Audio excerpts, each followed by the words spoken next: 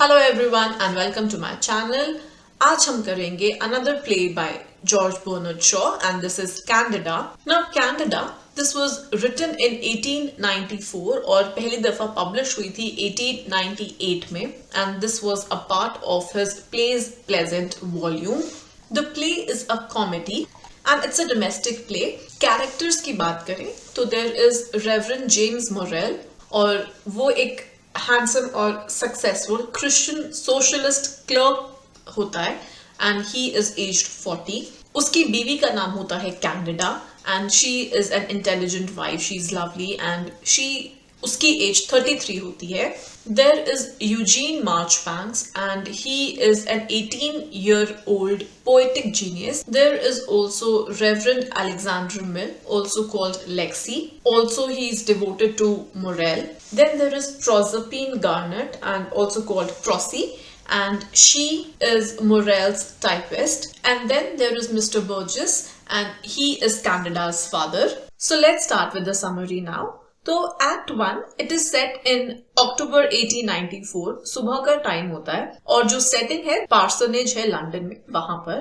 तो जो reverend James Morel है वो अपनी सेक्रेटरी प्रॉस्पेरिन गार्नेट के साथ काम कर रहा होता है और वो दोनों ना टाइम निकालने की कोशिश कर रहे होते हैं उसके बिजी शेड्यूल में से, क्योंकि कोई और उसको इनविटेशन आया होता है जेम्स मोरेल को फॉर अ स्पीकिंग एंगेजमेंट और उसके लिए वो वक्त निकालने की कोशिश कर रहे होते हैं उसके बिजी शेड्यूल में से, बिकॉज जो ये जेम्स मोरेल है वो काफी पॉपुलर एक क्लर्जी मैन है and he is also in demand as a guest speaker. अब जो उसकी बीवी है Candida, she is about to come, she is about to arrive. Candida अपने दोनों बेटों के साथ she has gone away on a holiday और वो थोड़े ही टाइम के लिए घर आ रही होती है बिकॉज उसे कुछ सामान वहां से लेना होता है घर से. जो मोरेल का यंग क्यूरेट है एंड उसका नाम है Alexander Mill which is Lexie Mill, वो मोरेल को बताता है कि जो कैंडिडा के पिता हैं मिस्टर बर्जेस वो रास्ते में हैं, वो उससे मिलने आने वाले हैं. ये सुनकर Morel he is annoyed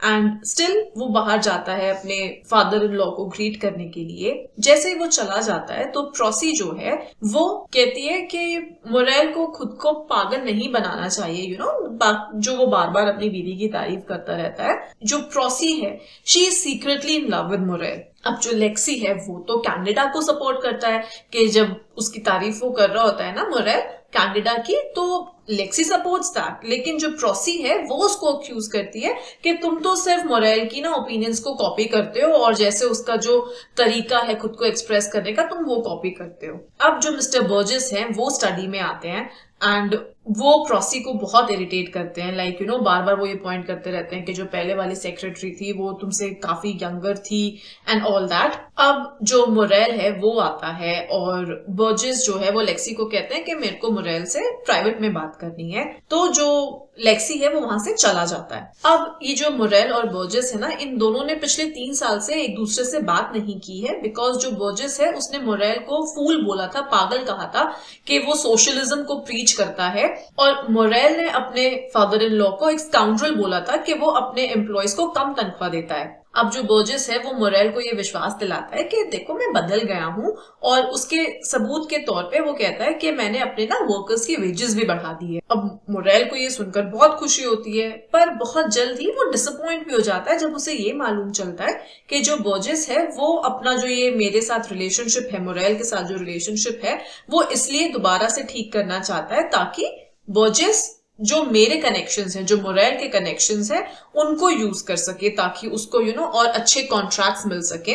Candida घर आती है और वो बहुत खुश होती है देखकर के उसके हस्बैंड और उसके जो पिता हैं वापस से दोनों बात करने लगे हैं एक दूसरे से. अपने हस्बैंड को बोलती है कि बाहर जाओ और एक यूजीन मार्चबैंक्स है उसकी हेल्प करो लगेज के साथ. अपने पिता को वो बताती है कि जो यूजीन है वो एक यंग पोएट है. बर्जेस ये सुनकर he is unimpressed but then उसे पता चलता है कि जो मार्चबैंक्स है, यूजीन मार्चबैंक्स है, he is the son of an earl. अब मोरेल मार्चबैंक्स के साथ आता है कमरे के अंदर और जब यूजीन देखता है रूम में किसी एक स्ट्रेंजर को, बिकॉज उसके लिए बर्जेस एक स्ट्रेंजर ही है ना, तो वो नर्वस हो जाता है. ही बिकम्स शाय, पर जो बर्जेस है उसे बड़ा शौक होता है उस यंग एरिस्टोक्रेट से मिलने का, बिकॉज भाई अर्ल का बेटा है वो, है ना।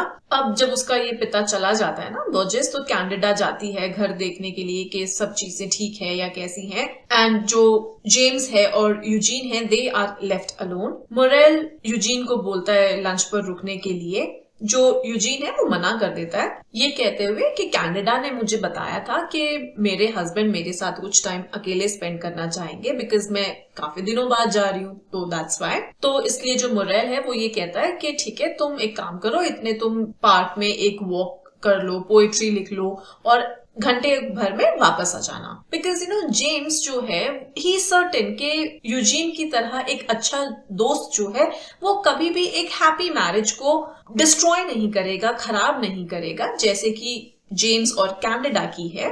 और जब जेम्स ये चीज बोलता है ना, तो Eugene he reacts wildly to this, because उसको ये चीज नहीं समझ में आती कि कैसे जेम्स को ये यकीन है कि कैनेडा उसके साथ इस शादी में खुश है। एंड देन यूजीन सेज कि अब समय आ गया है कि मैं सब कुछ सच सच बता दूं। वो बोलता है कि मुझे कैनेडा से प्यार है, मैं कैनेडा से प्यार करता हूँ, और जो ये मंडेन लाइफ उसके ऊपर फोर्स की गई है, जो वो जी रही है जेम्स के साथ, मैं उससे उसको बचाना चाहता हूँ, रेस्क्यू करना चाहता हूँ। यूजीन ये कहता है कि जो उसकी ये चार्मिंग वाइफ कैनेडा है ना, असलियत में वो तुमसे नफरत करती है। मोरेल उस यूजीन का गला पकड़ लेता है, उसको कॉलर से पकड़ लेता है, और जो यूजीन है वो बोलता है कि अगर तुमने मुझे मारा ना तो I will kill my self, वो उसको थ्रेटन करता है। तो मोरेल उसको जाने देता है, और जो यूजीन है वो उसको चैलेंज करता है टू अ फेयर कॉन्टेस्ट के कैनेडा के अफेक्शंस के लिए, उसके प्यार के लिए, let's have a fair contest, but हम ये कोई वल्गर से फिजिकल बैटल नहीं लड़ेंगे, there will be a battle of ideas. But they are interrupted by Candida, जो कि पूछने के लिए आती है कि क्या यूजीन लंच पर रुकेगा। जो मोरेल है वो सरप्राइजिंगली ये बोलता है कि हाँ, that he will, but even though जो यूजीन है उसने मोरेल का जो कॉन्फिडेंस था अपनी मैरिज में और खुद में, ही हैज शेकन दैट। तो जो यूजीन है वो हंसता है और वहां से कैनेडा के साथ ही गोज ऑफ। अब सेकेंड एक्ट में क्या होता है कि उसी दिन की दोपहर की बात होती है, आफ्टरनून, और जो प्रोसी है she is annoyed with Eugene, because जो यूजीन है वो उसके टाइपराइटर के साथ छिड़कानी कर रहा होता है। यूजीन को लगता है कि जो प्रोसी है वो सीक्रेटली मोरेल से प्यार करती है, और उससे पूछता है कि क्या ये रियली में पॉसिबल है कि एक औरत मोरेल जैसे आदमी को लाइक कर सके, उससे प्यार कर सके। और जब वो कहती है कि हाँ, तो he finds himself miserable. Burgess वापस आता है ये कह के कि मैं तुम्हें कंपनी देने आया हूँ, यूजीन को कंपनी देने आया हूँ। दोबारा से बर्जेस प्रोसी को इरिटेट करता है और इस बार ये कहता है कि तुम बहुत लो क्लास हो कि तुम एक मार्शपैंक यूजीन जैसे आदमी के साथ सोशलाइज कर सको, और वो वहां से चली जाती है। अब जो बर्जेस है वो इस मौके पर यूजीन को बताता है कि जो मोरेल के प्रोग्रेसिव सोशल आइडियाज है उनके डेंजर के बारे में बताता है कि वो कितने डेंजरस हैं। उसके ओपिनियन में जो उसका ये दामाद है, जो मोरेल है, वो हमेशा से पागल ही था। मोरेल आता है और कहता है कि कैनेडा हमें थोड़ी देर में ज्वाइन करेगी, बिकॉज अभी वो लैम्प्स को फिल कर रही है। तो यूजीन को ये सुनकर बहुत झटका लगता है कि कैनेडा को अपने सुंदर हाथ गंदे करने पड़ेंगे ऐसे काम से। जब वो आती है ना, तो यूजीन कहता है कि मैं सब काम करूंगा, जो छोटे मोटे काम है वो ऑफर करता है, that I will do this for you, और कहता है कि काश एक ऐसी दुनिया होती जहां पर तुम्हें कभी दोबारा फ्लोर भी स्क्रब ना करना पड़ता।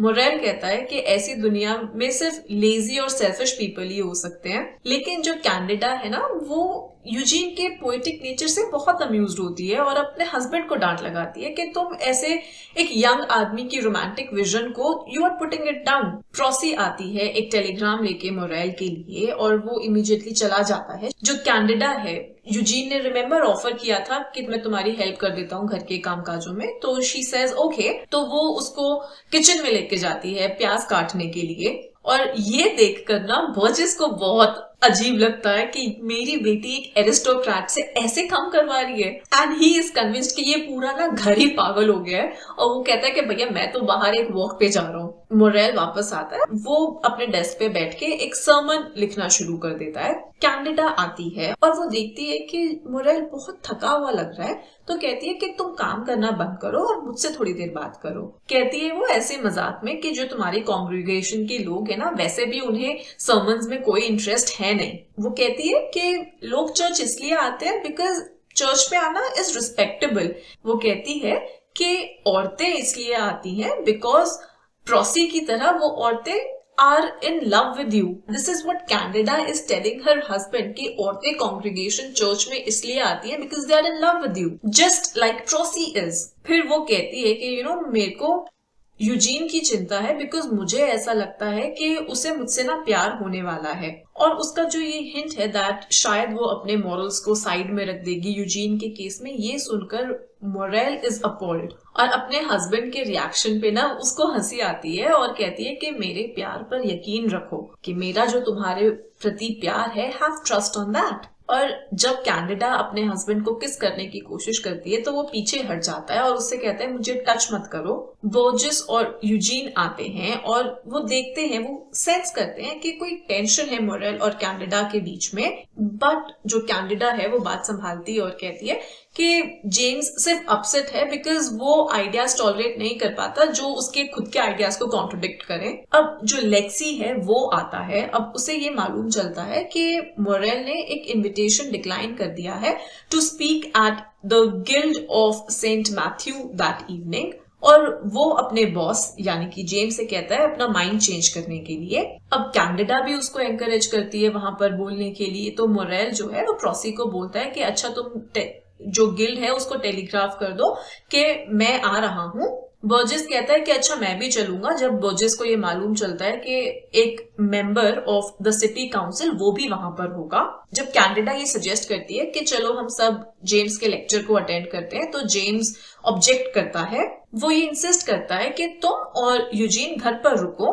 वो कहता है वैसे भी तुम लोगों को जो मेरे सर्मन्स है उसमें कोई मजा तो तुम्हें आता नहीं है। जो जेम्स है वो ये दिखाना चाहता है कि मुझे अपनी बीवी तुम्हारे साथ अकेले छोड़ने में कोई डर नहीं लगता, और जो यूजीन है ही इज इम्प्रेस्ड कि जो जेम्स का ये करेज है, he is impressed by that. Now in act 3 रात के 10 बजे के बाद का समय होता है, और जो कैंडिडा और यूजीन है वो फायर प्लेस के पास दोनों बैठे होते हैं। यूजीन उसको पोएट्री पढ़कर सुना रहा होता है एंड ही इज अवेयर कि कैंडिडा उसको सुन नहीं रही है, और वो पढ़ना बंद कर देता है और उससे माफी मांगता है कि मैं तुम्हें बोर कर रहा हूं ना। और वो कहती है कि जो मुझे पोएट्री बहुत ज्यादा इतनी पसंद नहीं है, और कहती है कि आई वुड रादर प्रेफर कि हम बात करें। तो जो यूजीन है वो उससे परमिशन मांगता है कि क्या मैं तुम्हें कोई विकेट थिंग्स बोल सकता हूँ, कह सकता हूँ, तो वो मना कर देती है, बट कहती है कि जो तुम ट्रूली फील करते हो तुम वो बोल सकते हो। तो जो यूजीन है वो फ्लोर पर जाता है और जो अपना सर है वो उसकी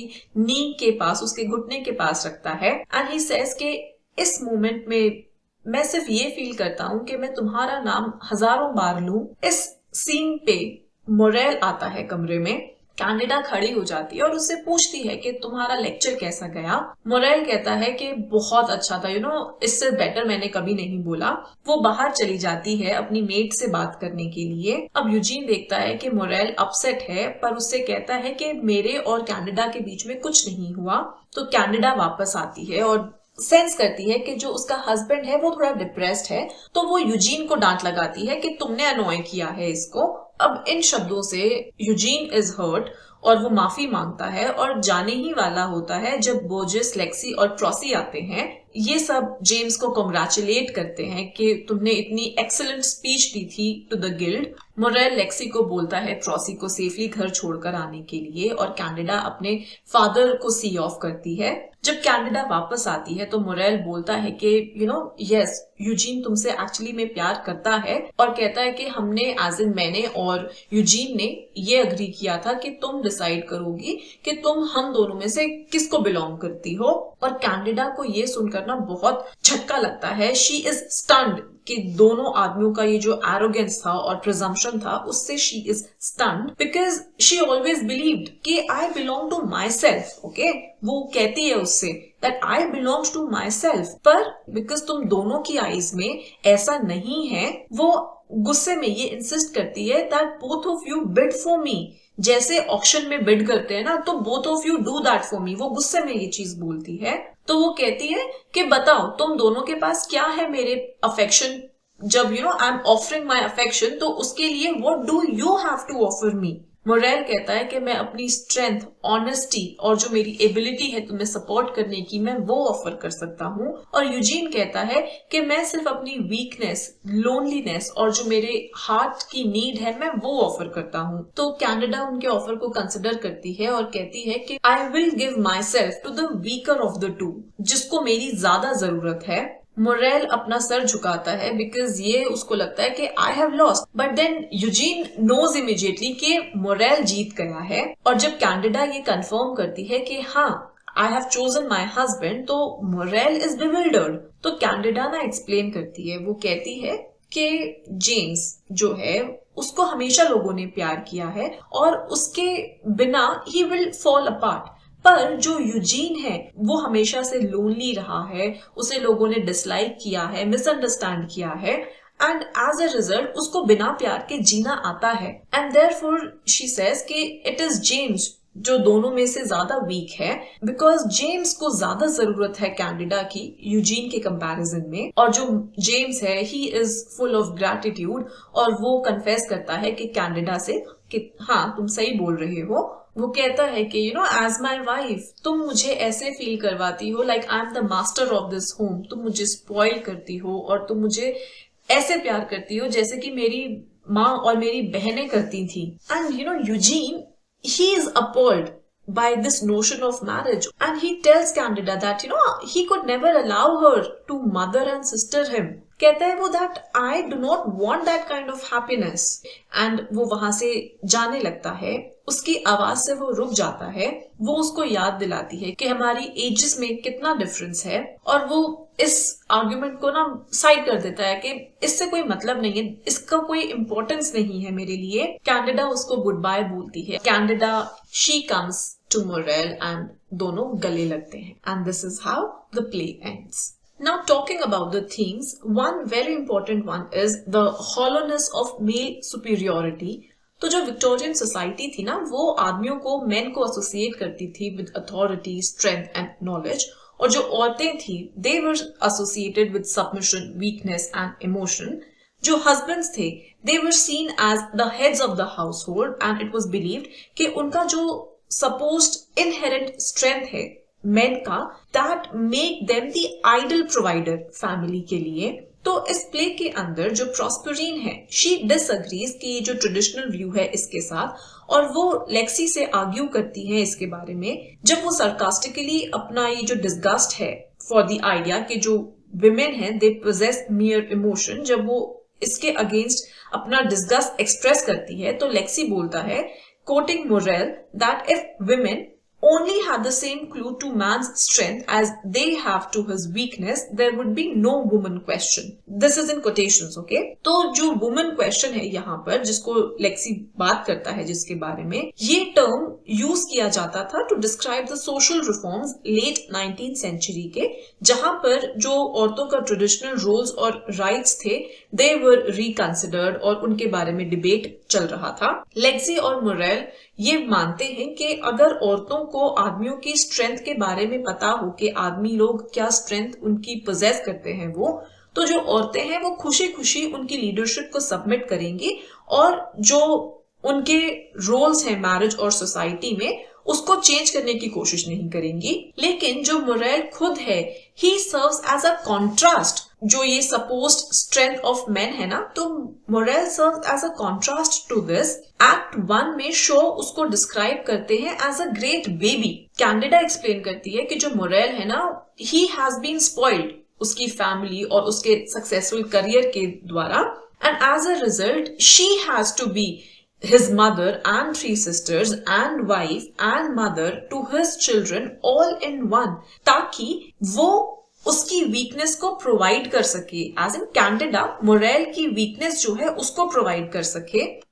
जो कैंडिडा और मोरेल की शादी है वो कॉन्ट्रोडिक्ट करती है जो मोरेल का बिलीफ है ना मेन की इनहेरेंट स्ट्रेंथ में, इट कॉन्ट्रोडिक्ट्स दैट, बिकॉज मोरेल की जो अथॉरिटी है वो पूरी तरीके से डिपेंड करती है कैंडिडा के सपोर्ट पे। सो यू सी, जो कैंडिडा का प्रोविजन है मोरेल के लिए वो ये सजेस्ट करता है कि जो मेन की इनहेरेंट स्ट्रेंथ और सुपीरियोरिटी होती है वो सुपरफिशियल होती है। Another theme is the strength of subtle provision. तो as a husband and as a father Victorian society में जो मोरेल है वो अपना आप को देखता है कि मैं हूं इस फैमिली का सोल प्रोवाइडर, और इस तरीके से देखा जाए कि वो यस है इन द सेंस कि वो अकेला सोर्स है जो इनकम लेकर आता है फैमिली के अंदर। लेकिन पूरे प्ले के दौरान आप ये देखेंगे that it is actually Candida जो कि is the true provider for the family and especially Morel के लिए। प्ले के एंड में कैंडिडा ये रिवील करती है that I am behind Morel's success, और जब तक वो ये चीज बोलती नहीं ना तब तक उसकी पावर जो थी that was invisible। आज जो मोरेल है it is what Candida has made him to be, but Morel को ये चीज मालूम नहीं है। कैंडिडा काफी सारे एग्जाम्पल्स देती है ये बताते हुए कि कैसे she has contributed to Morel's success, but then she has allowed Morel to believe कि एक्चुअली में सोल प्रोवाइडर फैमिली का वो है। कैंडिडा ये असर्ट करती है कि जो उनकी शादी है उसमें she has made him the master, जो उसका ये प्रोविजन है this has enabled his success, yet she has remain subtle enough कि जो मोरेल है उसको भी नहीं मालूम, वो भी इग्नोरेंट है अपनी खुद की वीकनेस के बारे में। तो यू सी, जो प्ले है वो ये सजेस्ट करता है कि जो सक्सेस है वो जरूरी नहीं है सिर्फ स्ट्रॉन्ग अथॉरिटी फिगर्स की लीडरशिप के ऊपर ही डिपेंड करे, उसी पर हिंज करे, एंड ऑफन जो क्वाइट सपोर्ट है जो पीछे से आपको मिलता है, the quite provision that you get, वो ज्यादा वैल्यूएबल होते हैं। So that would be it on Candida. I hope you liked the video, and in case you did, then do not forget to like, comment, share and subscribe. Thank you so much.